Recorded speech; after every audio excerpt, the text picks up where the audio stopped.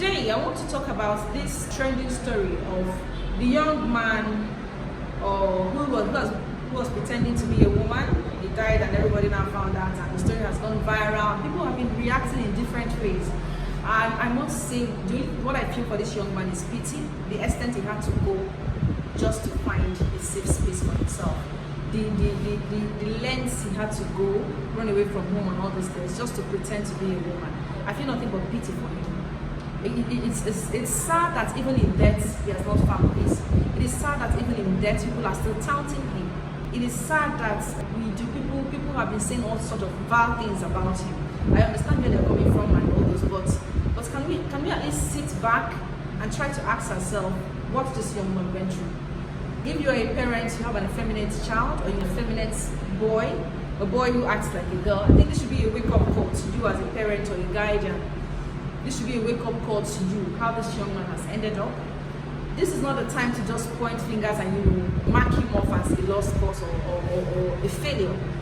As a parent, this should be a time for you to look at that child of yours who is effeminate, that son of yours who is effeminate, and try to build him so that he will not fall a victim, or he will not end up the way this young man has ended up.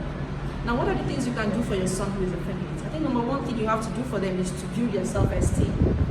Raise them to have self-confidence. How can you do this? Less condemnation, less criticism. Because they act like a boy or like a girl doesn't mean there's something wrong with them or that. Because when you start from the home and you start criticizing every little thing they do, from the way they walk, from the way they talk, you make them self-conscious, and this affects their self-esteem.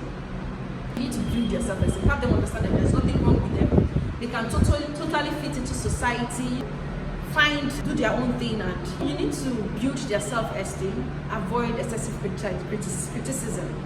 Yes, do not always find fault in the things they do. Things like this make children self-conscious, they make them withdraw, and they make them start seeking love and validation outside. And this in turn makes them prone to be victims of child sexual abuse. Now you need to give children, your sons who are effeminate, a sound sex education. They need to understand sexuality, and you need to make them very grounded in sex education, because they can be easily deceived.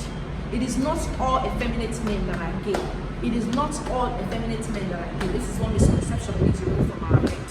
And you need to also ensure that he makes friends from both the male and the female sex. Yes, because some of them tend to lean towards making female friends.